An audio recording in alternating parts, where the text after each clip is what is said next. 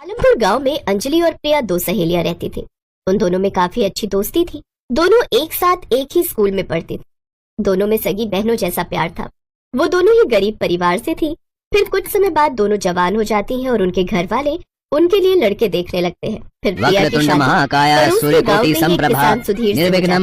सुधीर के गांव में ही अमित नाम का एक अमीर लड़का रहता था, जिसके पिता जमींदार थे। उनके पास पैसे की कमी नहीं थी। एक रोज जब अंजलि प्रिया से मिलने उसके ससुराल पड़ोस के गांव में जाती है तो अमित की नजर अंजलि पर पड़ती है। अंजलि दिखने में बहुत ही खूबसूरत थी और इस बात का घमंड भी उसमें था। वाह, क्या खूबसूरत लड़की है। माँ के लिए बहू तो ऐसी लानी है मैंने। अमित अंजलि के बारे में पता लगाता है। फिर अपने माता पिता के साथ उसके घर उसका हाथ मांगने जाता है। अमित जमींदार का बेटा था, इसलिए उसके परिवार वाले भी झट से मान गए और कुछ दिनों बाद दोनों की शादी रख दी गई। जब ये बात प्रिया को पता चली तो बहुत खुश हुई। मैं तो सचमुच बहुत खुश हूँ अंजलि। अब हम दोनों सहेलियां एक साथ एक ही गांव में रहेंगी। अब हमारी दोस्ती कभी नहीं टूटेगी। हाँ वो तो है, लेकिन पता नहीं मेरे अमीर ससुराल वाले मुझे तुमसे ज्यादा मिलने भी देंगे या नहीं। वो क्या है ना, जमींदार लोग किसी छोटे इंसान के यहाँ कम ही आना जाना पसंद करते हैं। अंजलि की ये बात सुनकर प्रिया चुप हो गई। जहाँ पहले अंजलि को अपनी खूबसूरती का घमंड था तो अब उसे इसके साथ अमीरी का भी घमंड हो गया। कुछ दिनों बाद उसकी शादी हो गई और वो ब्याह कर अपने ससुराल आ गई। शादी के कुछ दिन बाद अंजलि और अमित हनीमून के लिए गोवा चले गए और वहाँ से लौटने के बाद अंजलि प्रिया से बोली, अब क्या बताओ यार, पता है कितना मजा आया। इन्होंने तो प्लेन की टिकट बुक करवाई थी। हम यहाँ से दिल्ली एयरपोर्ट गए, फिर वहाँ से 2 घंटे में सीधा गोवा। वैसे प्रिया तू तो कहीं नहीं गई थी ना हनीमून के लिए? नहीं, वो उस समय फसल बोने का समय था, इसलिए हम कहीं नहीं जा पाए। हाँ वैसे भी तुम्हारा पति तुझे खेतों के अलावा ले भी कहाँ जा सकता है, उसके पास इतने पैसे ही नहीं होंगे। अब मुझे देख, जमींदार के घर शादी की है, खूब सारी जमीन की मालकिन हूँ, हर समय गाड़ी में ही घूमती हूँ। खैर अब मैं चलती हूँ। प्रिया को अंजलि की आदत पता थी, लेकिन फिर भी वो सुनकर भी अनसुना कर देती थी, क्योंकि वो अंजलि को दिल से अपना दोस्त मानती थी। ऐसे ही समय बीता। दोनों सहेलियां जहाँ एक जैसे परिवार से आती थी, आज उसमें से एक अमीर तो एक गरीब बन गई। उन दोनों की दोस्ती में अमीरी गरीबी का फर्क आ गया था। प्रिया का पति किसान था, इसलिए कुछ ज्यादा कमाई नहीं होती थी। जैसे तैसे उनका गुजारा चल रहा था। ऐसे ही बरसात का मौसम आया और एक रोज तेज बारिश हुई, जिसमें सुधीर की सारी फसल खराब हो गई। ए भगवान, ये क्या हो गया? मैं तो पूरी तरह बर्बाद हो गया। आप चिंता मत कीजिए जी, जो ऊपर वाले को मंजूर होता है वही होता है। पता नहीं इस ऊपर वाले को क्या ही मंजूर है, वो क्यों हम गरीबों के दुखों को बढ़ाने पर लगा रहता है। अब उनके घर में खाने का अनाज तक खत्म हो गया। वो मदद के लिए अपनी सहेली के घर गई। अंजलि, वो मुझे कुछ पैसों की जरूरत थी, अगर तुम मेरी मदद कर सको तो। पैसे? वो तू तो जानती है ना, मेरे पति ने अभी नई जमीन खरीदी है, तो मैं तुम्हारी मदद नहीं कर पाऊंगी। उदास मन से प्रिया वहाँ से आ जाती है और वो दुखी होकर अपने मायके अपने भाई के घर जाती है। अरे दीदी आप? भाभी वो मुझे पैसों की कुछ जरूरत है। इस बार सारी फसल खराब हो गई, इसलिए घर में खाने के लिए अन्न तक नहीं है। मैं आपकी मदद कर देती, लेकिन अब आप तो जानती हो कि आपके भैया इतना नहीं कमा पाते। शहर में थोड़ी सी मजदूरी करके कुछ पैसे भेजते हैं, वो तो घर खर्च में ही चले जाते हैं। प्रिया को वहाँ से भी कोई मदद नहीं मिलती और वो उदास मन से अपने ससुराल की ओर लौट आती है। रास्ते में उसे एक बूढ़े बाबा दिखाई देते हैं, जो पानी का मटका उठाए अपनी कुटिया की ओर जा रहे थे। उन्हें देख प्रिया ने उनसे कहा, लाइए बाबा, मैं आपकी मदद कर देती हूँ। तेरा बहुत बहुत शुक्रिया बेटी। प्रिया उस घड़े को बाबा की कुटिया तक पहुँचा देती है। क्या बात है बेटी, तू बड़ी दुखी लग रही है। बाबा, फसल खराब होने की वजह से घर की हालत बहुत खराब है। खाने तक को अन्न का दाना तक नहीं है। अमीर सहेली से मदद मांगी तो उसने मना कर दिया। भाभी से मदद मांगने गई तो उन्होंने भी खाली हाथ मुझे लौटा दिया। मेरी तो कुछ समझ ही नहीं आ रहा। तभी बाबा उसे रसोई से एक घड़ा ला कर देते हैं। बेटी ये ले, ये खिचड़ी तू घर ले जा, इससे तेरे सारे दुख दूर हो जाएंगे, लेकिन इस घड़े को घर जाकर ही खोलना। बाबा का शुक्रिया अदा कर प्रिया घर की ओर निकलती है। घर आकर वो सारी बात सुधीर को बताती है। गरीब की मदद कोई नहीं करता। खैर तुम थक गई होगी, बैठो, मैं अभी हम दोनों के लिए खिचड़ी परोस कर लाता हूँ जो बाबा ने दी है। सुधीर ने जैसे उस मटके पर से कपड़ा हटाया, वो मटका पूरी तरह से सोने से भरा हुआ था। इतने सारे सोने के सिक्के, प्रिया ये सोने के सिक्के कहाँ से आए? क्या सोने के सिक्के? हे भगवान, ये तो सचमुच सोने के सिक्के हैं। इसका मतलब वो बाबा कोई चमत्कारी शक्ति थी जो हमारी मदद के लिए आई थी। तेरा लाख लाख शुक्र है प्रभु।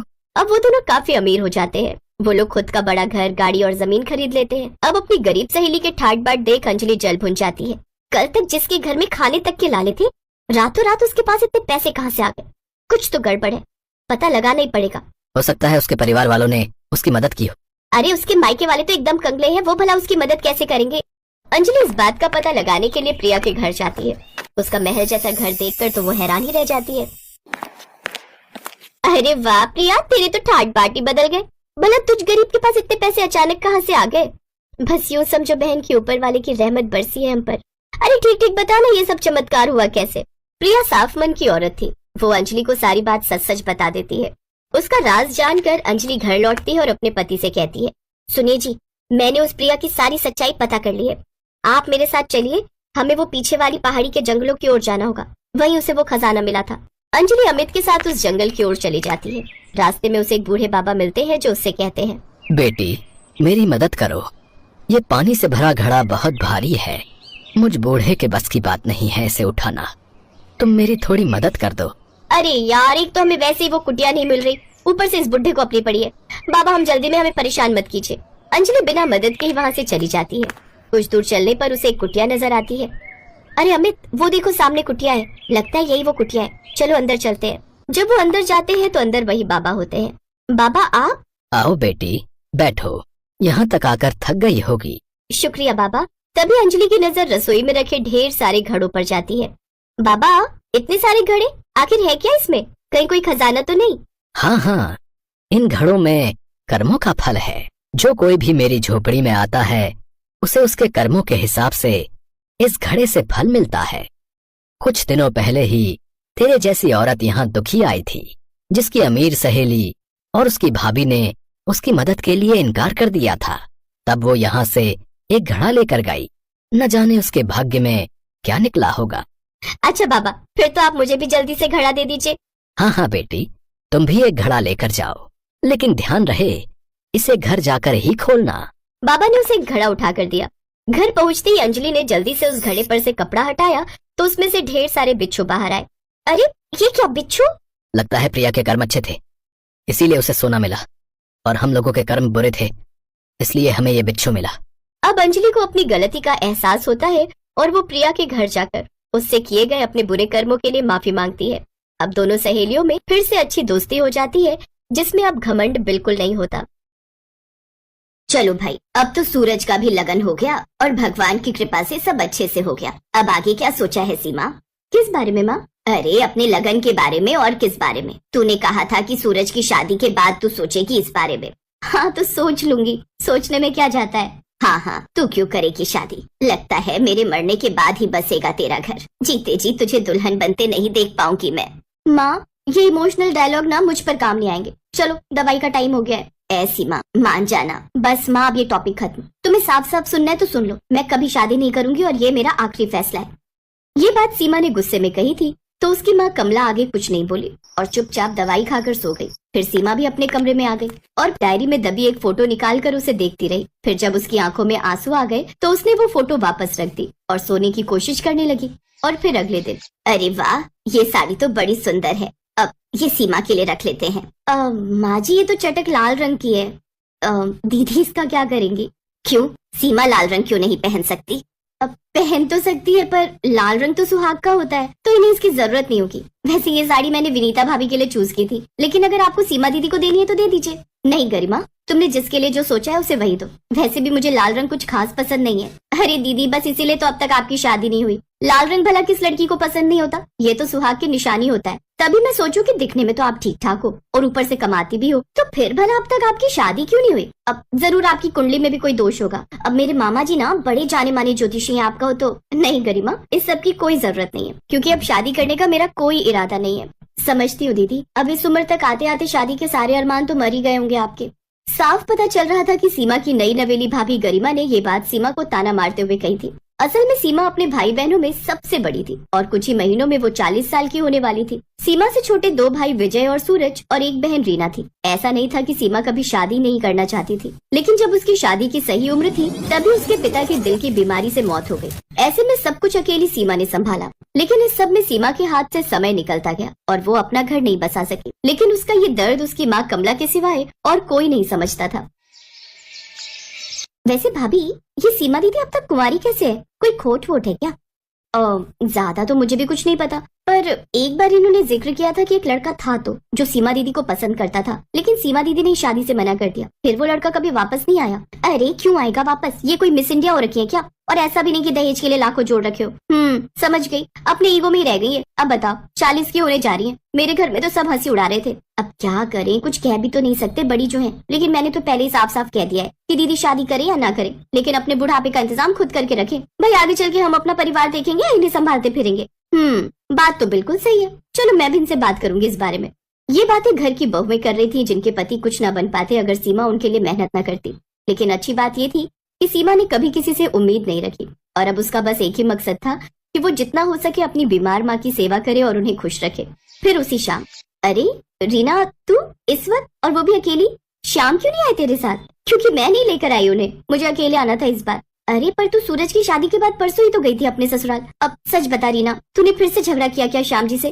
झगड़ू नहीं तो और क्या करूं दीदी, वो अपने परिवार वालों के सामने मुझे कुछ समझते ही नहीं। यहाँ से थकी हारी गई तो अगले ही दिन खाना बनाने के लिए बोल दिया। अब बताओ ये कोई बात हुई क्या? ओहो, और तू इतनी सी बात पर यहाँ चली आई। तूने गलत किया रीना। दीदी आपका तो कोई ससुराल है नहीं, तो आप क्या जाने कैसे और कितना एडजस्ट करना पड़ता है वहाँ। और फिर ये मेरा भी घर है, शादी हो गई तो क्या, जितना हक आपका है यहाँ उतना ही मेरा भी है। ये कहकर रीना तो वहाँ से चली गई, लेकिन सीमा वहीं खड़ी रह गई। वो कहना और करना तो बहुत कुछ चाहती थी, लेकिन फिलहाल वो अकेली रहना चाहती थी। इसीलिए वो अपना पर्स लेकर घर से निकल गई। और फिर कुछ देर बाद, आइए sir, most welcome and thanks, आप मेरे बुलाने पर स्पेशली फॉरेन से यहाँ आए। हाँ, तुम्हारी शादी में नहीं आ पाया था तो अब आना तो था ही। जी आइए सर, मैं अभी सबको बुला कर लाता हूँ। सूरज अपने एनआरआई बॉस अनिकेत को डिनर के लिए घर पर लेकर आया था। और फिर, माँ जी दीदी कहाँ है? आज तो संडे है तो उनके ऑफिस की छुट्टी होगी ना? हाँ, दिन तक तो घर पर ही थी, अभी चली गई होगी कहीं। दीदी का बढ़िया है, शादी हुई नहीं तो किसी बात की टेंशन ही नहीं है। हाँ, वरना तो शादी के बाद हम लेडीज का कोई पर्सनल स्पेस ही नहीं बचता। ये किसकी बात हो रही है सूरज? सर वो मेरी सबसे बड़ी दीदी है सीमा। वो अनफॉर्चुनेटली उनकी शादी नहीं हो पाई सही समय पर, और अब वो 40 साल की होने वाली हैं, तो अब तो कोई चांस ही नहीं है। अब तो सिर्फ अफसोस ही कर सकते हैं। अब आप ये खीर लीजिए ना, गरिमा ने बनाई है। अनिकेत ने हाथ से इशारा करके सूरज को खीर परोसने से रोक दिया और फिर खाने की टेबल से उठ खड़ा हुआ। क्या हुआ सर, डिनर पसंद नहीं आया क्या आपको? डिनर तो ठीक है, लेकिन तुम लोग और तुम सबकी सोच पसंद नहीं आई मुझे। अनिकेत आगे कुछ कहता उससे पहले ही सीमा घर के मेन डोर से अंदर दाखिल हुई। उसने जैसे ही अनिकेत को देखा तो वो तो अपनी जगह पर जम सी गई, लेकिन अनिकेत सीधा जाकर सीमा के गले से लग गया और ये देखकर वहाँ सभी के होश उड़ गए सिवाय कमला के।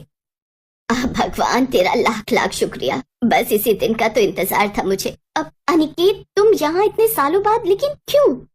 सोचा तो था कि बस तुम्हें एक झलक देखकर वापस लौट जाऊंगा, लेकिन अब नहीं जाऊंगा। तुम इन लोगों के खातिर मुझसे दूर भागती रही, जिन्हें ना तो तुम्हारी कद्र है और ना तुम्हारे सेक्रीफाइसेस की। ये लोग तुम पर तरस खाते हैं, तुम्हारा मजाक उड़ाते हैं, क्योंकि अब तक तुम्हारी शादी नहीं हुई, जबकि तुम चाहती तो कब का अपना घर बसा सकती थी मेरे साथ। सर ये आप क्या कह रहे हैं? सच कह रहा है वो। ये दोनों कॉलेज में एक साथ पढ़ते थे और एक दूसरे से शादी करना चाहते थे, लेकिन सीमा ने तुम तीनों भाई बहनों की खातिर अपने सपने, अपना प्यार कुर्बान कर दिया। गलत किया इसने, लेकिन अब मैं इस घर में और कुछ गलत नहीं होने दूंगी। ये कहकर कमला आगे बढ़ी और उसने अनिकेत के हाथों में सीमा का हाथ देते हुए कहा, बेटा तू आएगा ना मेरी सीमा को ले जाने? अब तक बहुत कुछ सहा है इसने, लेकिन अब भी ये तुम्हारे घर को स्वर्ग बना सकती है, ये विश्वास है मुझे। मैं जानता हूँ माँ जी, बस एक बार सीमा हाँ कह दे, जिसके इंतजार में मैं आज भी हूँ। सीमा की आंखों में आंसू थे। आज उसके पास ना कहने की कोई वजह नहीं थी, लेकिन हाँ कहकर अपनी खुशियां चुनने की कई वजहें थी। राजरानी की दो बड़ी बहुएं बड़ी ही समझदार थीं। उन दोनों ने घर को अच्छे से संभाल रखा था। उन दोनों की समझदारी देख राजरानी बहुत ही खुश थी। वो अब अपने तीसरे बेटे की शादी के लिए लड़की देखने लगी। वो चाहती थी कि तीसरी बहू भी वैसी ही सबसे घुल मिल जाए जैसी बाकी दो घुल मिल गई थी। उन्होंने पंडित जी से इसके बारे में बात की। बिल्कुल जैसी दो बहुएं आपने ढूंढ कर दी है ना पंडित जी, ऐसी ही मुझे तीसरी भी चाहिए। आप फिक्र मत कीजिए, बहुत ही अच्छी दुल्हन ढूंढ कर लाऊंगा। कुछ समय बाद राजरानी के तीसरे और सबसे छोटे बेटे अंकित के लिए प्रिया नाम की एक लड़की का रिश्ता आता है और कुछ दिनों में उनकी शादी तय हो जाती है। हाय, मैं तो बड़ी खुश हूँ यार सलोनी, अब हमारी गैंग में एक और शामिल होने वाला है। हम तीनों की तिगड़ी मिलकर खूब मजे करेगी। बिल्कुल सही कहा आपने, अब हम तीनों बहनों की तरह रहेंगी। हाय, नजर ना लगे मेरे परिवार को, कितना प्यार है इनमें। कुछ दिन बाद प्रिया उनके घर में बहू बनकर आ जाती है। फिर एक रोज, चाची हमें थोड़ी देर और खेलने दो ना, बड़ा ही मजा आ रहा था आपके कमरे में। अच्छा आप ये बताओ, आप मुझे ज्यादा प्यार करती हैं या अनुज को? तू चुप कर, चाची मुझे ही ज्यादा प्यार करती है। ओफो, क्या मुसीबत है ये, मैं कहाँ आकर फंस गई। और इन दोनों जेठानियों से अपने बच्चे हैंडल नहीं होते क्या, जो इनको यहाँ भेज दिया। अब मैं रेस्ट करूँ या इनके बेतुके सवालों का जवाब दूं, समझ में नहीं आ रहा कैसे इन्हें बाहर भेजूं। प्रिया अपनी दोनों जेठानियों के बच्चों से परेशान हो गई थी। दरअसल उसका स्वभाव अपनी दोनों जेठानियों से थोड़ा अलग था। कुछ देर बाद, भाभी मेरी ना कुछ फ्रेंड्स आ रही हैं आपसे मिलने, तो आप ना प्लीज कल अच्छे से तैयार हो जाना। ओह गॉड, अब ये क्या मुसीबत है, कोई चैन से बैठने भी नहीं देता इस घर में। ऊपर से लोगों के पास कितनी फुर्सत है, भला सहेली की भाभी से मिलने कौन आता है। शोपीस हूँ ना, जो मुंह दिखाई खत्म नहीं हो रही। प्रिया बुरा सा मुंह बनाकर इस बात के लिए हाँ कर देती है। 2 दिन बाद उसकी जेठानियां उससे, अरे देवरानी जी आओ और हमारे पास आकर बैठो ना, देखो ना आजकल ऑनलाइन सेल लगी हुई है, कितनी सुंदर सुंदर है। नहीं जेठानी जी आप देखिए, मुझे कोई शौक नहीं, मैं मॉल से ही शॉपिंग करना प्रेफर करती हूँ। ये कहकर प्रिया वहाँ से चली जाती है। पता नहीं क्यों लेकिन मुझे ऐसा लगता है जैसे प्रिया को हमारे साथ उठना बैठना पसंद नहीं है। छोड़ो ना दीदी, हर किसी का अपना अपना मूड होता है। अब हमें साथ में रहना अच्छा लगता है लेकिन उसे अकेले में रहना पसंद हो। कुछ दिनों बाद प्रिया का उस घर में पहला जन्मदिन होता है। उसकी दोनों जेठानी सब घर वालों के साथ मिलकर उसका बर्थडे प्लान करती हैं। लेकिन प्रिया का तो कुछ और ही प्लान था।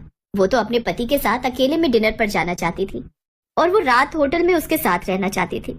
लेकिन शाम को जब सब लोग उसके बर्थडे पर उसके घर आते हैं तो ये सब देख प्रिया हैरान रह जाती है। उस वक्त तो वो सबके सामने चुप रहती है और चुपचाप केक काटती है, लेकिन अगली सुबह वो हंगामा कर देती है। ओफो, मैं परेशान हो चुकी हूँ। अरे प्राइवेसी नाम की कोई चीज ही नहीं है। मुझे अपने पति के साथ अकेले में बर्थडे मनाना था, लेकिन हमें लगा देवरानी जी आपको हमारा ये सरप्राइज पसंद आएगा। आप ना ज्यादा दिमाग मत लगाया करो, मैं दुखी हो गई हूँ आप सबसे। तेरी दोनों जेठानियों ने तेरे लिए इतना सोचा और तू है छोटी बहू की तुझे अपनी पड़ी है। हाँ, क्योंकि मैं ना आप सबसे परेशान हो चुकी हूँ, अब मैं अलग रहना चाहती हूँ। अरे तू क्या अलग होगी, तेरी जैसी लड़की को तो मैं खुद ही अपने साथ ना रखूं। बहुत शौक है ना तुझे अलग होने का, तो ठीक है, आज से तू ऊपर वाले फ्लोर पर रहेगी। लेकिन याद रखना, एक बार जो तू हमसे अलग हुई ना तो भूल जाना तेरे कोई सास ननद जेठ जेठानी भी थे। मुझे मंजूर है। छोटी बहू के कहने पर उसकी सास ने उसे अलग कर दिया। अनुपमा दीदी, देवरानी तो ऊपर भाग गई, अब वो हमारे साथ नीचे वाले फ्लोर पर नहीं रहेगी। कोई बात नहीं सलोनी, वो खुश है तो हम भी उसकी खुशी में खुश हैं। प्रिया को लगा था कि अब वो आराम से अपने पति के साथ अलग रहेगी, जहां उसे कोई डिस्टर्ब नहीं करेगा। लेकिन सच्चाई से वाकिफ होना तो अभी बाकी था। पहले जहां सारे घर का काम सास ननद और तीनों बहुएं मिलकर कर लेती थी, अब प्रिया को वो सब अकेले ही करना पड़ रहा था, जिसके कारण काम में ही उसका आधा दिन निकल जाता है। फिर बाकी के समय वो अकेले बैठकर अपने पति के ऑफिस से लौटने का इंतजार करती। एक शाम, चलो ना अंकित, खाने के लिए कहीं बाहर चलते हैं। नहीं यार प्रिया, मैं ना ऑफिस में बहुत टायर्ड हो गया हूँ, तुम खुद ही कुछ बना लो। अंकित अक्सर ऑफिस से लेट आता, सारा गुस्सा उस पर निकालती, जिस कारण उन दोनों के बीच झगड़े होने शुरू हो गए। मुझे तो ना तुम्हारी समस्या समझ में नहीं आती। जब सबके साथ थी तो अकेले रहना है, और जब अब अकेली हो तो किसी का साथ चाहिए। तुम्हारे जैसी लड़की को ना सच में कोई खुश नहीं रख सकता। ऐसे गुजरते वक्त के साथ उन दोनों में काफी लड़ाई होती जाती है। वो सारा दिन अकेले रहती, लेकिन नीचे वाले फ्लोर से उसे अपनी ननद सास जेठानियों सबके हंसने की आवाज आती। उसका भी मन करता उनके साथ बैठे, लेकिन फिर उसे अपनी सास की बात याद आ जाती। देखते ही देखते 1 साल बीत गया। आज प्रिया और अंकित की शादी की सालगिरह थी, लेकिन अंकित ऑफिस चला गया और प्रिया अकेली बैठी सोचती रही, काश आज मैं जॉइंट फैमिली में रहती तो मेरी दोनों जेठानियां कितनी तैयारी करती, तरह तरह के पकवानों की खुशबू आ रही होती, बच्चे कितने खुश होते। लेकिन आज तो ऐसा सन्नाटा है कि पूछो मत। लेकिन ये अकेलापन मैंने खुद ही तो लिखा है। वो सारा दिन अपने कमरे में अकेली बैठी रही। शाम को कोई उसका दरवाजा खटखटाता है। वो दरवाजा खोलती है, सामने सभी परिवार वाले खड़े होते हैं। वो सभी गिफ्ट्स लेकर उसको बधाई देने आते हैं। उन सब ने नीचे उनकी एनिवर्सरी की पार्टी रखी होती है, जिसे देख प्रिया की खुशी का ठिकाना नहीं रहता। ये देखकर प्रिया की आंखों में आंसू आ जाते हैं। सब उसे माफ कर देते हैं। अब वो सब एक साथ खुशी खुशी रहने लगते हैं।